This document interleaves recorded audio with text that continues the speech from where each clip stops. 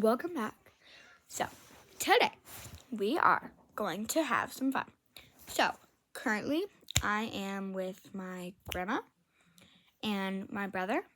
So, I'm staying here because my parents are working and I just live. Coming over here. Okay, Lucky, I really want to touch that.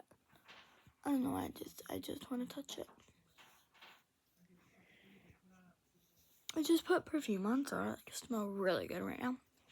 My hair looks atrocious, so I'm gonna put it in a claw clip real quick. Okay, I'm currently going to use this. It's a cream color. It looks darker on here for some reason. I don't know why. So it is currently a Saturday, and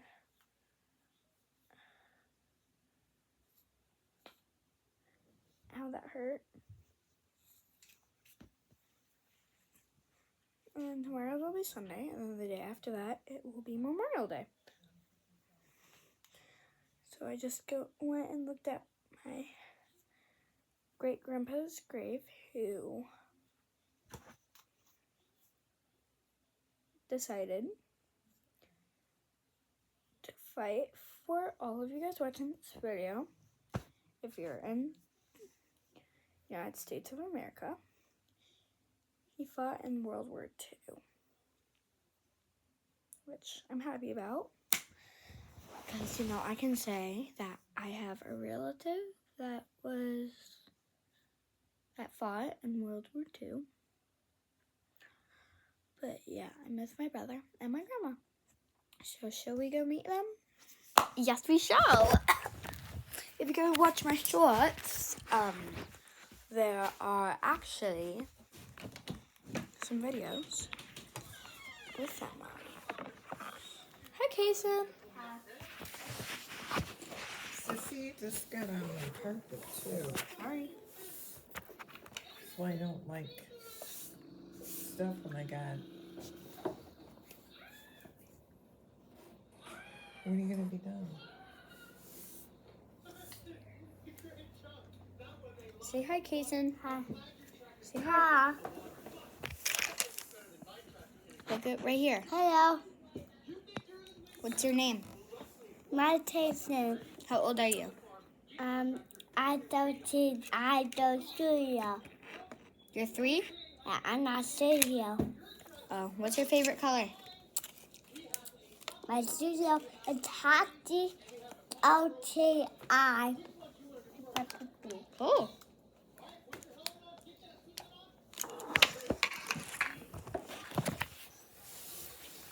Okay.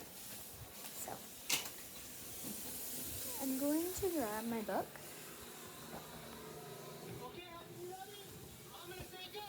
And read out loud to you guys. It's called Crenshaw.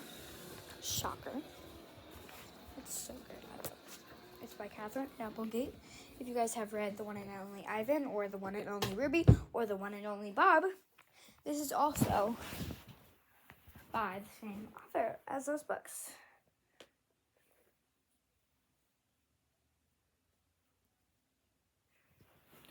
So, alright, I'm on chapter 12, page 55. So if you guys have this book and you guys want to pull it out, I'm just going to be reading on the back of the book. Jackson and his family have fallen on hard times. There is no more money for rent and not much for food either. His parents, his little sister, and their dog have to live in their minivan. Again, Crenshaw is a cat. He's large.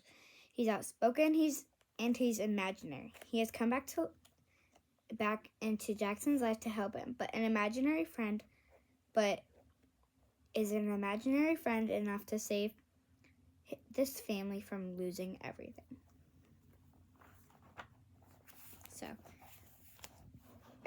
if you guys want to follow along, If you're not there, just pause the video. But I'm going to start reading in 3, 2, 1. I didn't sleep much after that.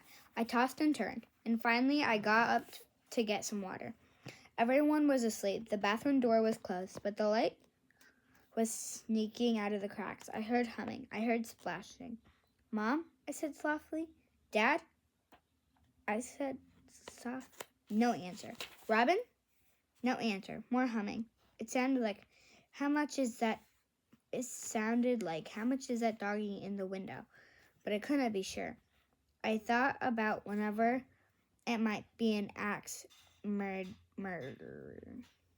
But taking a bath didn't seem like an axe murderer kind of thing to do. I didn't want to open the door. I opened the door an inch. More splashing. A sudsy blob floated by. I opened the door all the way. Crenshaw was taking a bubble bath. And if you don't know who Crenshaw is, this is Crenshaw. It's a cat. And this is Jackson, a boy. He's in 5th grade. Chapter 13. These chapters are short, so I'm going to read 5 chapters. I looked at him. He looked at me. I flew into the bathroom, shut the door, and locked it. Meow, he said. It sounded like a question. I did not say meow back. I did not say anything. I closed my eyes and counted to 10. He was still there when I opened them. Crenshaw seemed even bigger up close. His white stomach rose from the bubbles like a snowy island. His enormous tail draped over the side of the tub. Do you have any purple jelly beans? He asked. He had thick whiskers that poked out from his face like uncooked spaghetti. No. I said it more to myself than to him. Aretha scratched the door. Not now, girl, I said. She whined. Crenshaw wrinkled his nose. I smelled dog. He was holding one of Robin's rubber duckies. He looked at the duck carefully, then rubbed his forehead on it. Cats have some scent glands by their ears. And when they rub it on something, it's like writing in big letters. This is mine. You are imaginary, I said in my firmest voice. You are not real. Crenshaw made himself a beard out of bubbles. I invented you when I was 7, I said. And that means I can uninvent you now. Crenshaw didn't seem to be paying attention. If you don't have purple jelly beans, he said, red will do in a pinch. I looked in the mirror. My face was pale and sweaty. I could still see Crenshaw's reflection. He was making a tiny bubble beard for the rubber duck. You do not exist, I said to the cat in the mirror. I beg to differ, said Crenshaw. Arthur scratched again. Fine, I muttered. I eased in, opened the door an inch to make sure no one was in the hallway listening to me talk to an imaginary cat.